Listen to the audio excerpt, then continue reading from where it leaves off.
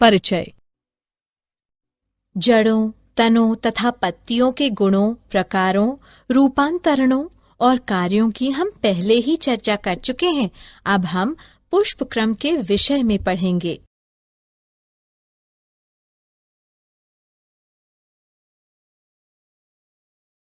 उद्देश्य। इस पाठ के अंत में आप निम्न करने में सक्षम हो जाएंगे: पुष्प क्रम को परिभाषित करना, पुष्प क्रम के प्रकारों का पता लगाना, असीमाक्षी पुष्प क्रम का अध्ययन करना, ससीमाक्षी पुष्प क्रम का अध्ययन करना, ससीमाक्षी पुष्प क्रम के प्रकारों को समझना, एकाकी ससीमाक्ष का अध्ययन करना, एकल शाखित ससीमाक्ष को समझना,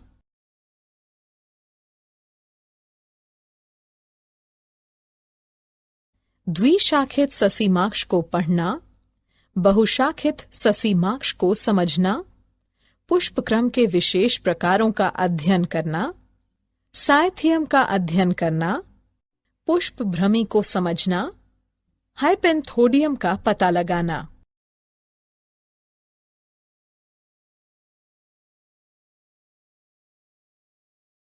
पुष्प क्रम। पौधे के शिखर पर विशेषीकृत शाखा पर पुष्पों का क्रम, व्यवस्था, जो कि पुष्पों को धारण करता है, पुष्प क्रम कहलाता है। पुष्प क्रम के अक्ष को पुष्पवृंत यानी डंठल कहते हैं। कभी कभी पुष्प अकेले बनते पैदा होते हैं। पुष्पों का ऐसा क्रम एकाकी कहलाता है। जब पुष्प शाखा के सिरे या मुख्य तने पर बनते हैं यानी पैदा होते हैं, तो उन्हें एकाकी अंतस्थ कहते हैं। उदाहरण गूलर यानी पॉपी। जब पुष्प पर्णपत्ती के कक्ष पर बनते या पैदा होते हैं, तो उन्हें एकाकी कक्षीय कहते हैं। उदाहरण पिटूनिया, हिबिस्कस रोजा, सिनेंसिस।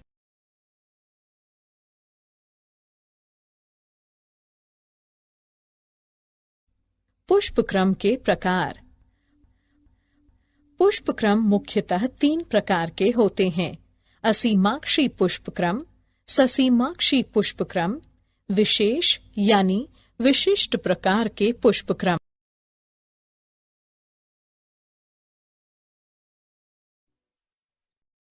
असीमाक्षी पुष्प क्रम।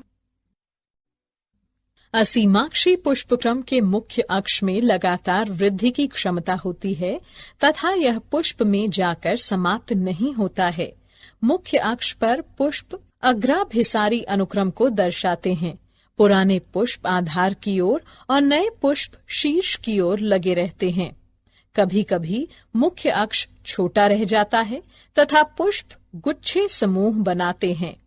इस प्रकार की स्थितियों में पुष्प केंद्राभिसारी यानी अभिकेंद्र अनुक्रम को दर्शाते हैं। यहाँ पुराने पुष्प पार्श्व की ओर तथा नए पुष्प केंद्र की ओर लगे रहते हैं।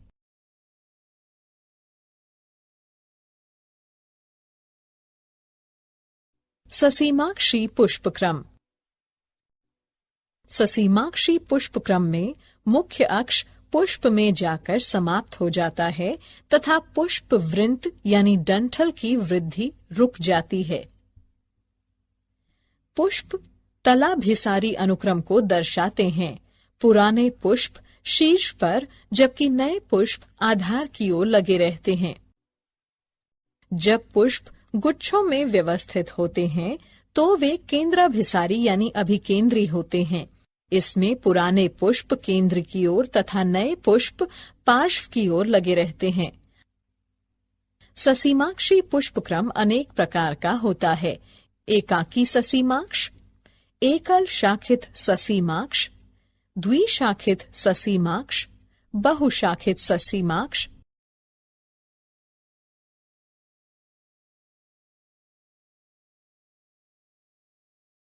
एकाकी ससीमाक्ष यह ससीमाक्षी पुष्पक्रम का सरल प्रकार है जिसमें कि सिर्फ एक ही पुष्प होता है। पुष्प छोटे पुष्प वृंत यानी डंठल पर अंतस्थ या कक्षीय अवस्था या स्थिति में हो सकता है। उदाहरण थेस्पेसिया।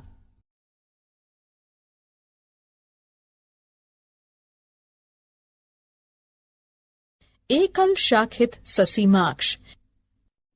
इस प्रकार के पुष्प क्रम में पुष्प वृंत पुष्प में जाकर समाप्त हो जाता है। समान रूप से पुष्प वृंत यानी डंठल की एक शाखा निम्न स्तर पर विकसित होती है तथा पुष्प में जाकर समाप्त हो जाती है। यदि शाखाएं एक तरफ ही उत्पन्न होती हैं, तो इस तरह के पुष्प क्रम को एकल शाखित घुमावदार ससीमाक्ष कहते हैं। उदाहरण हेमेलिया ड्रोसेरा।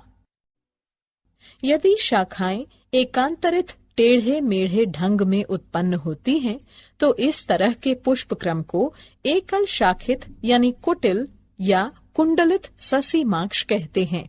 उदाहरण हेलियोट्रोपियम।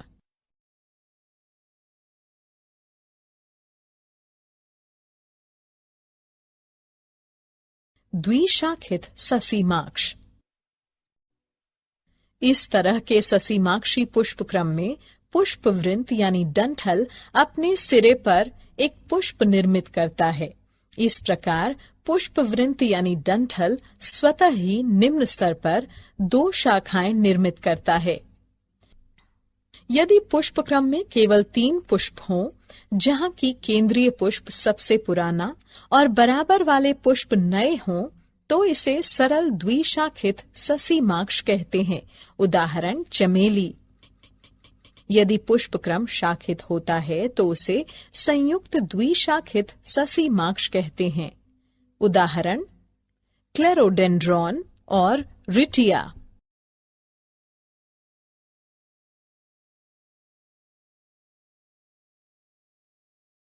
बहुशाखित ससीमाक्ष। इस तरह के ससीमाक्षी पुष्प क्रम में मुख्य अक्ष पुष्प में जाकर समाप्त हो जाता है। समान रूप से पुष्प वृंत डंठल कई शाखाएं उत्पन्न करता है और प्रत्येक शाखा पुष्प में जाकर समाप्त हो जाती है। पुष्प अपकेंद्री यानी मध्यापग क्रम को दर्शाते हैं। उदाहरण हिमेलिया।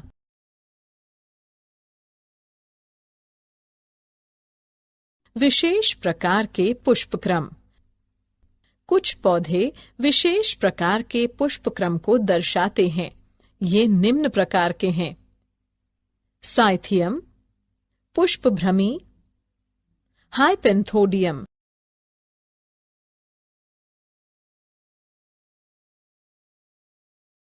साइथियम। इसमें पुष्पक्रम बहुत कम या छोटा होता है। यह एक कप के आकार का पात्र धानी है जो कि 5 सहपत्रों के संलयन से बना होता है। साधारणतः इस कप की सतह पर एक पीले रंग की मरकंद स्रवित करने वाली ग्रंथि उपस्थित होती है। इस कप के केंद्र से एक एकल मादा पुष्प निकलता है।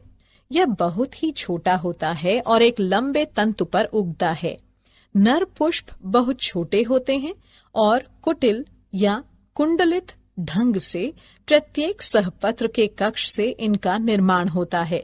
उदाहरण यूफोर्बिया पुल्केरिमा।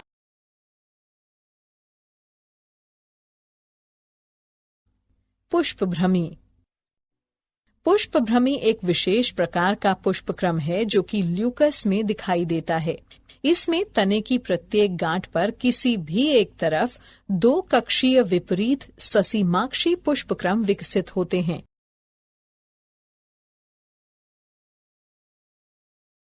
हाइपेंथोडियम। इस तरह के पुष्पक्रम में पात्र यानी धानी एक गुहा युक्त गोलाकार हो जाता है। यह एक छोटे से छिद्र के साथ बाहर की तरफ खुलता है। पात्र यानी धानी की आंतरिक सतह से अनेक छोटे अवृंत पुष्पों का निर्माण होता है। ये पुष्प 3 प्रकार के होते हैं: नर पुष्प, मादा पुष्प और अनुपजाऊ यानी बांझ मादा पुष्प, चंद्रकांति। उदाहरण गूलर यानी फाइकस।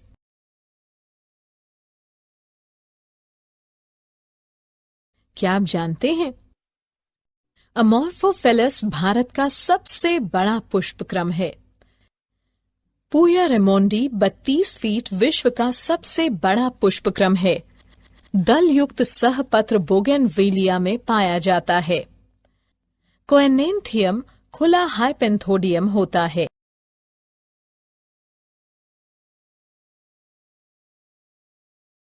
सारांश। आइए हमने जो कुछ सीखा है उसे संक्षेप में दोहराएं। पुष्प विभिन्न प्रकार के पुष्पक्रमों में व्यवस्थित होते हैं। पुष्पक्रम के अक्ष को पुष्पवृंत यानी डंठल कहते हैं। पुष्पक्रम फूल गोभी का खाने योग्य हिस्सा होता है। सिंकोनस एक संयुक्त अथवा बहुल फल है जो कि हाइपेंथोडियम पुष्पक्रम से विकसित होता है। अनानास तथा जिमीकंद ऑटोकॉर्पस में सहपत्र तथा परिदल पुंज खाने में प्रयुक्त किए जाते हैं। ऑसिमम यानी तुलसी में पुष्पभ्रमी प्रकार का पुष्पक्रम पाया जाता है। समानांतर विन्यास तथा ससीमाक्ष अथवा पुष्पक्षत्र युक्त अरीय पत्तियों का साधारण गुच्छा लिलिएसी कुल के लक्षण हैं। ग्रामिनी कुल में कनिष्का यानी स्पाइकिका पुष्पक्रम होता है।